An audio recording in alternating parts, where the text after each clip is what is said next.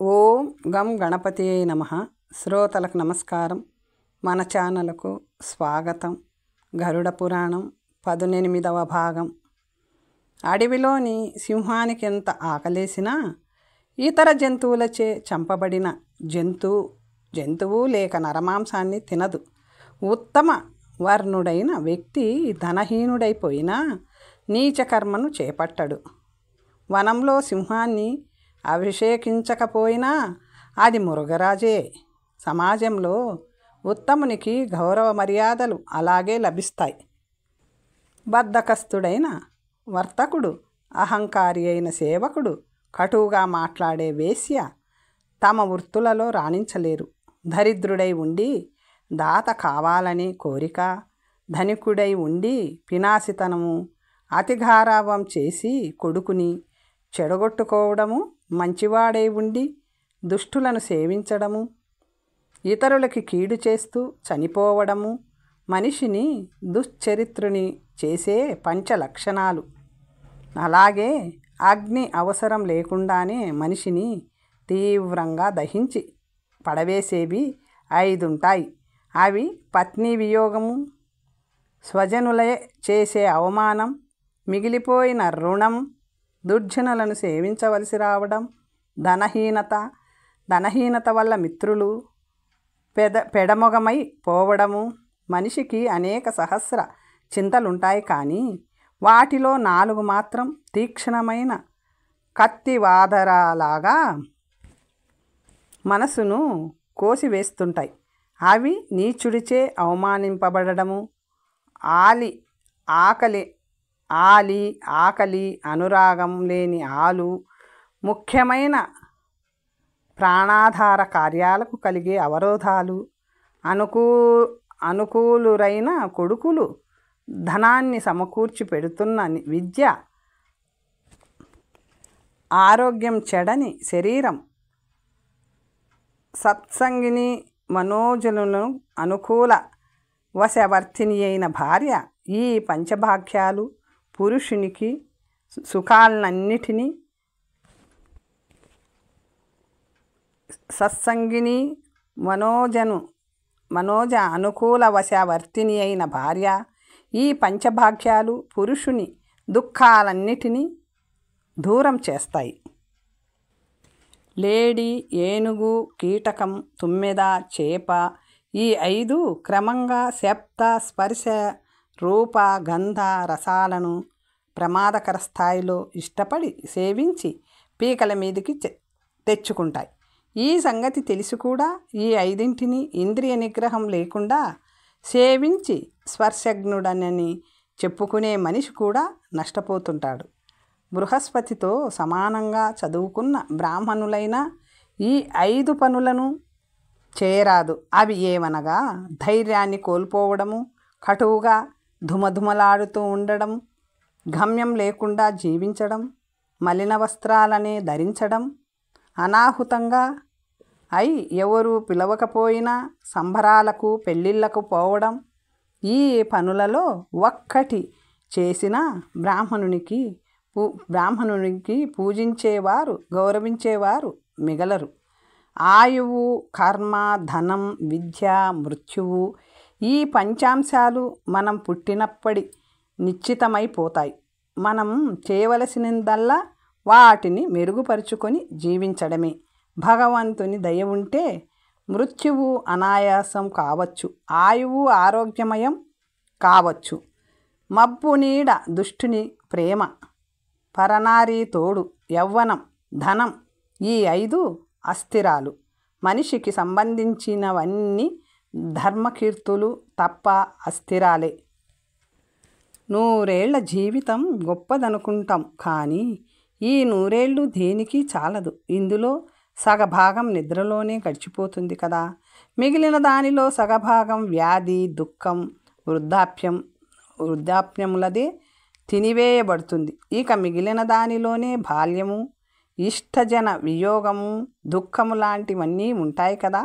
ఇక జీవికి అనగా కొలువు తిండి కోసం పనిచేసి సమయం, దానిలోని సాధక బాధకాలు ఆ మిగతా సమయాన్ని మింగివేస్తాయి. కాబట్టి మనకి ఉన్న సమయంలోనే ధర్మాన్ని దైవకర్మల్ని ఆచరించాలి. అంతేకాని దానికి చాలా వేళ ఉందిలే అనుకోకూడదు అని ఊరుకోకూడదు. సర్పం వాయువుని మింగేస్తున్నట్టు మృత్యువు ప్రతి క్షణం ఆయువును తినేస్తూ ఉంటుంది. అందుకనే మనం వయసు పెరుగుతుందని సరదా పడిపోకుండా ఆయువు తరుగుతుందని జాగ్రత్త పడాలి. యవ్వన వేళలోనే ఆధ్యాత్మికత వైపు మళ్ళాలి. మనిషికి పశువుకి గల ముఖ్యమైన తేడా ఏమిటంటే నడుస్తున్నా, ఆగి ఉన్నా, మేలుకొని ఉన్నా, నిద్రలోనైనా లోకహితాన్ని గురించే ఆలోచించడం. మనిషి ధర్మం ఆ ప్రసక్తే లేనిది. పశుధర్మం తన తిండి తాను తింటూ తన కోసం, తన పరిధిలోని జనాల కోసం మాత్రమే ఆలోచిస్తూ బతికేవాడికి పశువుకి పెద్దగా తేడా ఉండదు. పశువు కూడా పిల్లలకి పాలిస్తుందిగాక. హితమేదో కానిదేదో తెలియకుండానే గొప్పవాడైపోయి వేద పురాణ శాస్త్ర చర్చల వేళల్లో తర్క వితర్కాలను రెచ్చిపోయి చేసేస్తూ తన కడుపు నిండగానే తనివి తీరిపోయిందనుకునే వాడికి పశువుకి ఏమీ తేడా ఉంది? వీడు వాగుతాడు, అది వాగలేదు.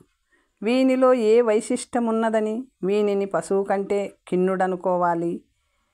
పరాక్రమం, విద్య, అర్థలాభములతో పాటు తపస్సు, దానబుద్ధి కూడా కలవాడై ప్రపంచంలో కీర్తి సంపాదించని వాడు ఆ మనిషికి అతని మాత విసర్జించే మలానికి సమాన ప్రయోజనమే ఉంటుంది. విజ్ఞానం, పరాక్రమం, యశము, అక్షుణ్ణ సమన్యుక్తమగు జీవితాన్నెవడైతే 1 ఏడాది పాటైనను గడపగలడో వాడే మనిషిగా బతికినట్లు విజ్ఞులు గుర్తిస్తారు. వానిది భాగ్య వైభవం, వాని ధవద్వంద్య జీవనము అంటూ కవులు కీర్తిస్తారు. కాకి వలె బతికి ఏమి లాభం? హంసవలే గాని సింహం వలె గాని జీవించవలే. కాకి పెంటను తిని బతుకుతుంది, ఎన్నేళ్లైనా ఉంటుంది. ధర్మంగా ధనాన్ని సంపాదించి గురువులను, భృత్యులను ధనంతో కంటే ప్రేమతో కట్టి పడవేయగలిగిన వాడిదే మానవ జీవనమవుతుంది. మనిషికి ముందు తన పట్ల తనకి గౌరవభావం ఉండాలి, ఆత్మాభిమానం ఉండాలి, కానీ అహంకారం ఉండకూడదు. భూతదయ లేనివాడు మిత్రులకు మంచి పనులలో పెద్ద మనసు చేసుకొని సాయపడని వాడు ఎంత ధనవంతుడైనా సరే వాడు పోయిన నాడు ఊరి ప్రజలు మొన్న ఒక కాకి పోయింది, నేడు ఈయన పోయాడు, ఊరికి ఒరిగింది లేదు, తరిగింది లేదు అనుకుంటే వాడి పుట్టుకలోనే అర్థం లేదు. స్వాతంత్ర్యమే స్వర్గలోకం. పరాధీనులై జీవించువారు మృతకల్పులు.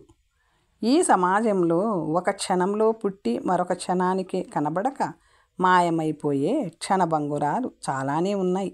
వాటిని నమ్ముకొనరాదు. ఆకాశాన్ని కమ్ముకునే మబ్బు నీడ, గడ్డి మంట, నీచుడి సేవాభావం, దారిలో కనిపించే నీరు, వేశ్యలకు ప్రేమ, దుష్టుని మనసులో పుట్టే ప్రీతి, ఈ 6 క్షణభంగురాలు.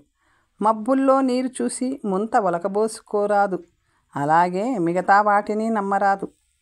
బాల్యం తీరిన తర్వాత నోరు పెట్టినా ఎవ్వరూ పడరు. గౌరవం నోటిని బట్టి రాదు. బాలురకు మాత్రం రోదనమే బలం, నిర్బలులకు రాజే బలం, మూర్ఖునకు మౌనం బలం, దొంగకి అసత్యమే బలం. మనిషి శాస్త్రజ్ఞానాన్ని సంపాదిస్తున్న కొద్దీ వాని బుద్ధి వికసిస్తూ ఉంటుంది, మరింత జ్ఞానాన్ని సంపాదించాలనిపిస్తుంది. అలాగే మనిషి జగత్ కళ్యాణం వైపు మనసును మళ్లించగానే కొన్ని పనులు చేయడం ద్వారా కీర్తి లభించి మనసు విశాలమై మరిన్ని మంచి పనులు చేయాలనిపిస్తుంది. అందుకే మంచి పని చేయాలనే ఆలోచన వచ్చిన ఉత్తర క్షణంలోనే దానిని అమలులో పెట్టేయాలి. లోభం ఎలాగూ మంచిది కాదు. ఒక్కొక్కప్పుడు చిన్న పొరపాట్లు, గట్టి నమ్మకం కూడా ప్రమాదాన్నిస్తాయి. కాబట్టి ఈ 3 విషయంలో జాగ్రత్త అవసరం. భయం కూడా అలాంటిదే. ఏదైనా ఆపద వస్తుందేమోనని భయపడి జాగ్రత్తగా ఉండడం మంచిదే, కానీ ఆపద వచ్చేశాక మాత్రం భయాన్ని పూర్తిగా పరిత్యజించి ఆపదను ధైర్యంగా ఎదుర్కోవాలి.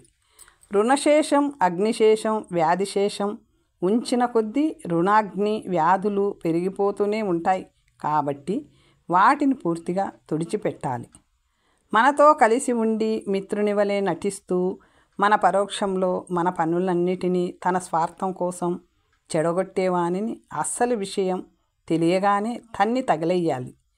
మాయావి అయిన శత్రువుని వలె సుందరమైన స్వచ్ఛమైన నీటిలో మాలిన్యాన్ని పోస్తే తాగడానికి పనికిరాకుండా పోతుంది. అలాగే దుష్టుని తోడి సాంగత్యం వల్ల మంచివాడు చెడిపోతాడు. అటు నుంచి ఇటు కాదు.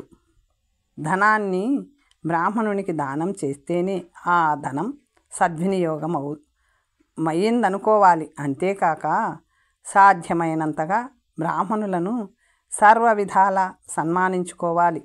బ్రాహ్మణులు తినగా మిగిలిన దానిని తినుటయే ఉత్తమ భోజన కర్మ అనబడుతుంది. పాపము చేయనివాడే బుద్ధిమంతుడు, హితము చెప్పి చేయువాడే మిత్రుడు. దంబరహితంగా అనగా డాబు డప్పాలతో గొప్పలు చెప్పుకోకుండా ఆచరించే ధర్మమే వాస్తవిక ధర్మాచరణం. వృద్ధ జనులు లేని సభే సభ కాదు. ధర్మోపదేశం చేయని వృద్ధుని వృద్ధునిగా పరిగణించరు. సత్యము నిమర్చుకొని ధర్మము కాదు. కపటముతో నిండిన సత్యము కాదు.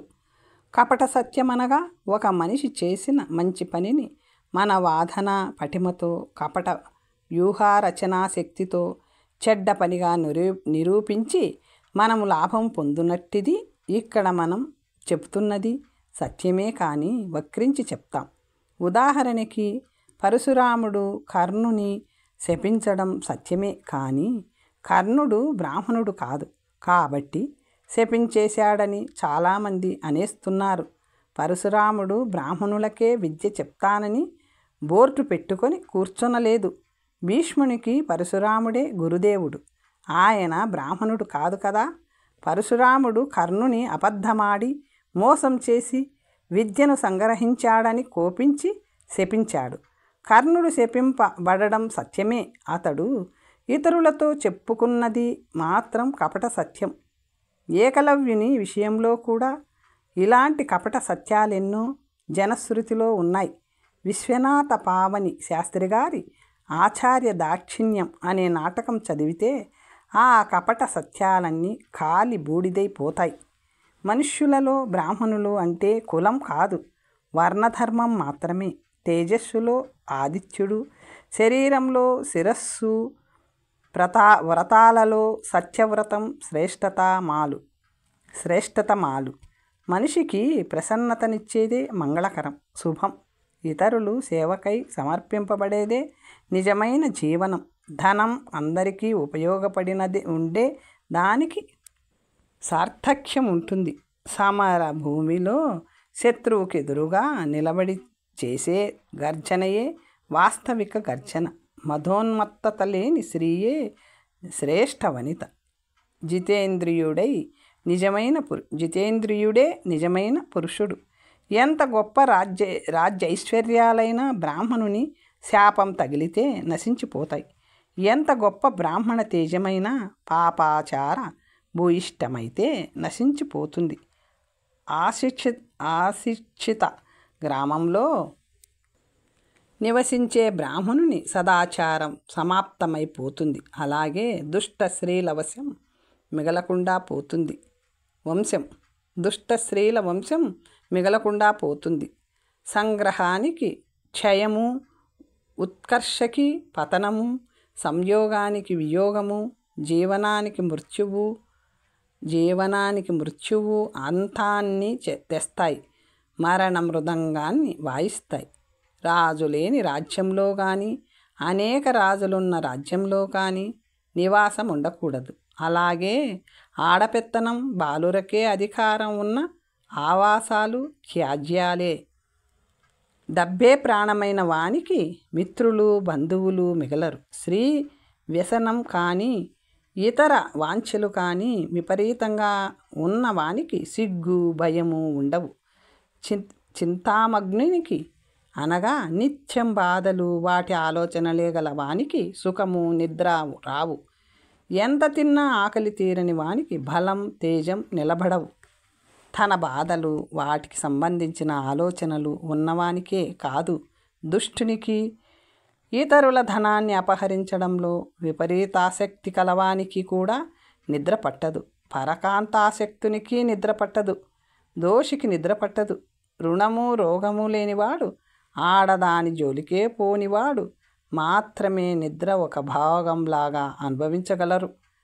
కమలానికి జలంలో నిలబడు ఉన్నంత కాలమే వరుణ సూర్యదేవుల స్నేహం లభిస్తుంది. పడిపోతే ఏమీ లేదు, ఎవరూ లేరు. మనిషైనా పదవిలోనున్నప్పుడే అంతా. మిత్రత్వాన్ని పాటిస్తారు. దిగిపోయిన తరువాత ఎవ్వరూ పట్టించుకోరు. ఆ అయ్యగారి సౌభాగ్యాలు అధికారాంతంలో చూద్దామన్నా మిగలవు. పైగా పదవిలోనున్నప్పుడు ఆయన చేసిన పనులకి ఇప్పుడు శత్రువులు బయటపడుతుంటారు. కేశములు దంతములు గోళ్ళు శరీరంపై నున్నంత కాలమే కదా వాటికి విలువ. తమ తమ నిలవులు తప్పిన తమవారే శత్రువులగుట తథ్యము కదా. వర్ణము వంశము దేశము స్నేహము భోజనము వాటంతట అవే తెలుస్తాయి. ఎవరు ఎవరిని అడగక్కర్లేదు. ఆచారాన్ని చూసి వర్ణవంశాలను భాషాభాషణల తీరును బట్టి దేశాన్ని, మనిషి మరో మనిషిని చూడగానే పలకరించే పద్ధతిని బట్టి వారి మధ్య గల స్నేహాన్ని శరీర పుష్టిని గమనించి భోజనాన్ని పోల్చివేయవచ్చు. ఆచారాదులే చెప్తాయి. సముద్రంలో వాన బాగా కడుపు నిండిన వానిని భోజనం చేయమంటూ పట్టుదల పట్టడం, అఖిల ఐశ్వర్యవంతునికి దానమిచ్చుట, నీచునికి చేసే ఉపకారాలు వ్యర్థం. గుండెలో గూడు కట్టుకొని కూర్చున్న ప్రాణి ఎంత దూరంలో ఉన్నా మనకు దగ్గరలో నున్నట్లే అనిపిస్తుంటుంది. హృదయంలోంచి తొలగించబడిన వారు కానీ, హృదయం దాకా రాలేని వారు కానీ పొరిగింట్లోనే ఉన్న పరాయి దేశంలో నున్నట్లే లెక్క. ముఖంలో వికృతి, గొంతు పూడుకుపోతే దైన్యభావం, చెమటతో తడిసిన ముద్దైన శరీరము అత్యంత భయంకర చిహ్నాలు. అవి సామాన్య మానవుని ఆకృతి పై వాని మృత్యు సమయంలో కనిపిస్తాయి. కానీ భిక్షమెత్తుకొని బతికేవాని ఆకారం నిరంతరం ఇలాగే ఉంటుంది. మనిషి కుంచుకుపోవడం, క్రిమిదోషంతో సదా పీడితుడై ఉండడం, వాయు వికారాగ్రస్తుడై ఉండడం, రాజ్యం లేదా గృహం నుండి తగిలేయబడడం, పర్వత శిఖరంపై నివసించడం, ఇవన్నీ కూడా ముష్టివానిగా బతకడం కన్నా మంచివే. యాచననే వృత్తిగా స్వీకరించి బతికేయాలనుకోవడం అనుచితం. జగత్పతి కొండంత దేవుడునైన శ్రీ మహావిష్ణువే బలిచక్రవర్తిని యాచించడానికి వెళ్ళినప్పుడు అంతటి ఐశ్వర్యవంతుడు కుంచుకుపోయి వామనుడై పోయాడంటే ఇక కడమ వారిని గూర్చి చెప్పాలా? కురూపికి కూడా విద్య ఉంటే కళ కాంతి వస్తాయి. రూపాన్నంటే తల్లిదండ్రులు ఇవ్వలేకపోవచ్చు. కానీ అవకాశం ఉండి పిల్లలకు మంచి చదువు చెప్పించని వారు ఆ పిల్లలకు శత్రువుల కిందే లెక్క. విద్యారూపాన్నిస్తుంది. దాచుకున్న సొమ్ములాగా అక్కరకొస్తుంది. ఎవరి చేతిలోనైతే తాను ఉంటుందో వానిని సాధు స్వభావిగా మారుస్తుంది. లోకులందరికీ ప్రీతిపాత్రునిగా చేస్తుంది. గురువులకు కూడా గురువైనది విద్య. అది విద్యావంతుని యొక్క బాంధవుల కష్టాలను కూడా దూరం చేసి కాపాడగలదు. విద్యయే పరమ దేవత. రాజుల చేత కూడా సామాన్యుడైన విద్యావంతుడు పూజింపబడతాడు. విద్య గలవాడే మనిషి. అది లేని నాడు పశువు. ఎట్టి ద్రవ్యమైనను దొంగల నుండి సంపూర్ణంగా సురక్షితం అనలేము. కానీ విద్య దొంగల చేతికి దొరకని దైవం, ద్రవ్యం అనంతర కాలంలో తెలుగులో వెలసిన విద్యా పద్యాలకు ముఖ్యంగా విద్య లేనివాడు వింత పశువు, విద్య నిగూఢ గుప్తమగు విత్తము విద్య నెరుంగనివాడు మర్చుడే వంటి సుప్రసిద్ధ భావాలకు గరుడ పురాణమే మూలం. ఇక శివరాత్రి వ్రతకథ విధానం తెలుసుకుందాం. ఒకప్పుడు ఈ వ్రతాన్ని శంకర భగవానుడు గౌరీదేవికి ఉపదేశించాడు.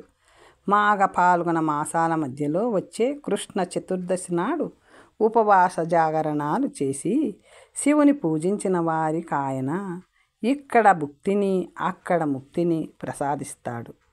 చాలా కాలం క్రిందట అర్బుద దేశంలో సుందరసేనుడను ఒక పాపాత్ముడైన నిషాద రాజుండేవాడు. అతడొకనాడు కుక్కలను వెంటబెట్టుకొని వేటకై ఒక అడవికి వెళ్ళాడు. దైవవశాన అతడికి ఏ జంతువు దొరకలేదు. వెంటనే తెచ్చుకున్న ఆహారము నీరు నిండుకోవడంతో ఆకలి దప్పులతో అలమటిస్తూ వాటి కోసం కూడా తిరిగి దారి తప్పి రాత్రంతా నిద్ర లేకుండా వెదికి చివరికి ఒక తటాకాన్ని చేరుకొని అక్కడే నిలిచిపోయాడు. ఆకలి వల్ల నిద్ర పట్టలేదు. అక్కడే ఒడ్డు మీద ఒక చెట్టు క్రింద అతనికి శివలింగం కనిపించింది. అతడు చెట్టుపైన రాత్రిని గడపడం కోసం ఎక్కగా అతడు కదిలినప్పుడల్లా ఆ చెట్టు ఆకులు శివలింగం మీద పడ్డాయి. అది బిల్వ వృక్షం, అవి బిల్వపత్రాలు.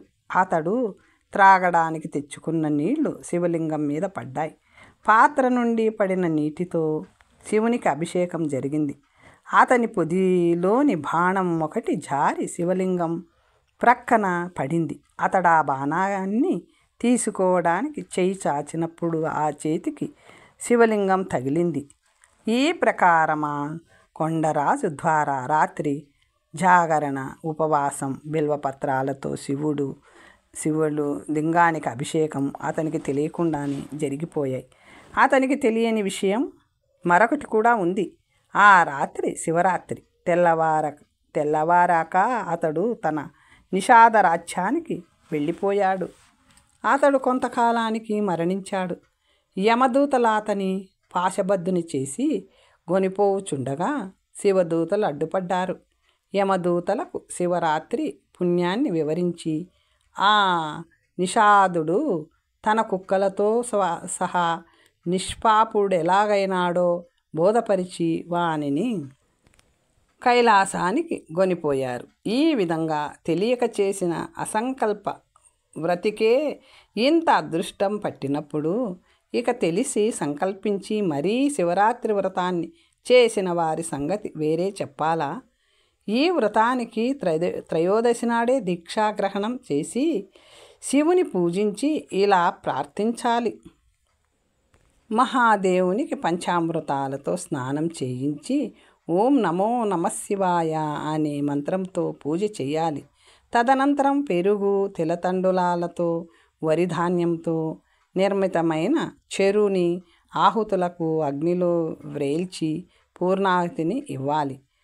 వ్రతి రాత్రి గీత వాద్యాలతో ఉత్సవాన్ని చేయించి హరికథలను కూడా పెట్టించి తాను కథలను వినాలి. అర్ధరాత్రి 3వ జాము 4 జాములు మొదలు కాగానే కాసేపు శివపూజ చేస్తూ మూల మంత్రాన్ని జపిస్తుండాలి. తెల్లవారగానే స్వామిని ఈ విధంగా అర్థించాలి. తరువాత ధ్యాన నిష్ఠుడైన బ్రాహ్మణుని భోజనంతో తృప్తిపరిచి వస్త్ర ఛత్రాదులతో యథాశక్తి ఆయనను పూజించి మరలా పరమశివుని ఇలా వేడుకోవాలి. దేవాదిదేవ భూతేశ లోకానుగ్రహకారక యన్మయా శ్రద్ధయా తత్తం ప్రియతాం తేన మే ప్రభు. ఇలా క్షమాపణ స్తుతి చేయడంతో శివరాత్రి వ్రతమైపోతుంది. శివుడు సుప్రీతుడవుతాడు. సాధారణంగా ఈ వ్రతాంతంలోనే ద్వాదశ వార్షిక సంకల్పం చేస్తారు.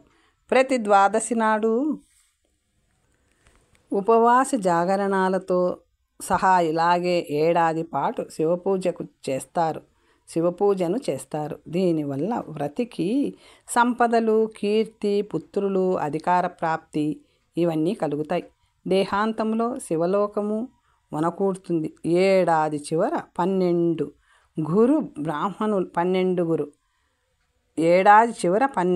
బ్రాహ్మణులను భోజనం ద్వారా సంతృప్తిపరిచి దీపదానం చేసిన వారికి స్వర్గలోక ప్రాప్తి ఉంటుంది. ఇక ఏకాదశి మహత్యం తెలుసుకుందాం. ఒకప్పుడు మాంధాతయని ఒక రాజు ఉండేవాడు. ఆయన ఈ వ్రతాన్ని చేసి చక్రవర్తి సామ్రాట్ అనిపించుకునే స్థాయికి ఎదిగాడు. ఈ వ్రత పుణ్యం అంత గొప్పది. ఈ వ్రతంలో ప్రథమ నియమం కృష్ణ శుద్ధ 2 ఏకాదశులలోనూ జీవితాంతం భోజనం చేయకుండా ఉండుట. కౌరవ సామ్రాజ్ఞి గాంధారి దశమి విద్ద ఏకాదశి నాడు ఈ వ్రతాన్ని చేసింది. ఆ దోషం వల్ల ఆమె పుత్రులు ఆమె జీవితకాలంలోనే నశించారు. కాబట్టి దశమితో యుక్తమైన ఏకాదశి నాడు వ్రతం చేయరాదు. ద్వాదశితో కలిసిన ఏకాదశి నాడు శ్రీహరి వ్రతుల వద్దకు వచ్చి ఉంటాడు. దశమితో కలిసిన ఏకాదశి నాడు రాక్షసులు వచ్చి ఉంటారు. తిథి విషయంలో సందేహాలున్నవారు ద్వాదశి నాడు కూడా ఉపవసించి త్రయోదశి నాడు పారణ చేయడం మంచిది.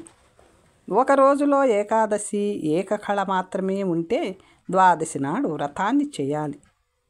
తగులు మిగులు అనే మాటలు తెలుగు కుటుంబాలలో వాడుకలో ఉన్నాయి. తగులు మరీ తక్కువగా ఉంటే మిగులులో చేయవచ్చని అర్థం. ఒకే రోజులో దశమి, ఏకాదశి, త్రయోదశి తిథులు వస్తే ఆ రోజు తప్పనిసరిగా వ్రతం చేయాలి. అది పరమ మంగళకరమైన రోజు, సర్వపాప వినాశకరమైన రోజు.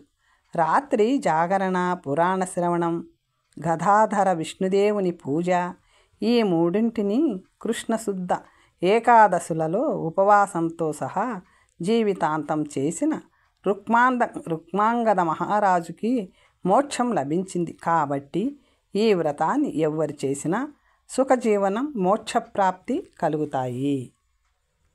ఇక విష్ణుమండల పూజా విధిని తెలుసుకుందాం. భుక్తి ముక్తి ప్రదాయకం పరమగతి ప్రాప్తిదం అయిన మరొక శ్రేష్ఠ పూజను విధి విధానయుక్తంగా వర్ణిస్తాను వినండి అంటూ బ్రహ్మదేవుడు విష్ణుమండల పూజను వర్ణించసాగాడు.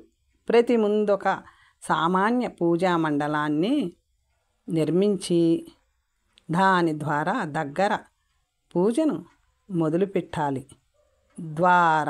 ద్వార ప్రదేశంలోనే ముందుగా దాత, విధాత, గంగా యమునలను, తరువాత శ్రీ దండ ప్రచండ వాస్తు పురుషులను పూజించాలి.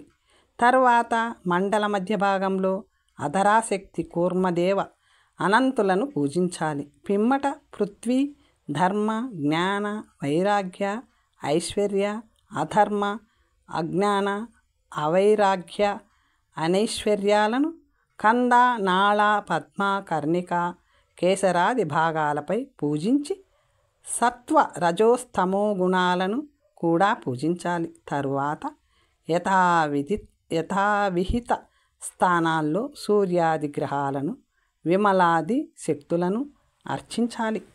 తరువాత మండల కోణ భాగాల్లో దుర్గ, గణేశ, సరస్వతి, క్షేత్రపాలకుడగు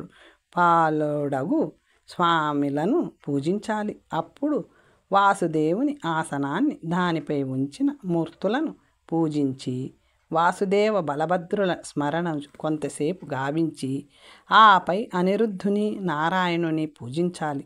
అప్పుడు నారాయణుని సంపూర్ణ పూజను అనగా హృదయాది సర్వాంగములను, శంఖ చక్ర గదాది ఆయుధాలను అర్చించాలి. అనంతరం శ్రీ పుష్టి, గరుడ, గురు, పరమగురువులను, ఇంద్రాది అష్టదిక్పాలకులను వారి వారి దిశలలోనే పూజించి మండల పైభాగంలో బ్రాహ్మణి, క్రింది భాగంలో నాగదేవతని పూజించాలి.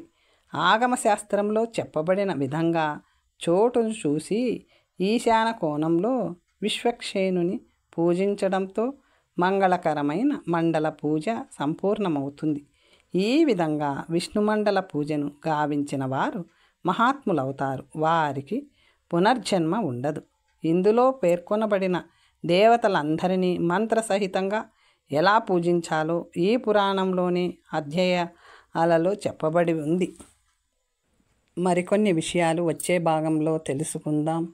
నమస్తే.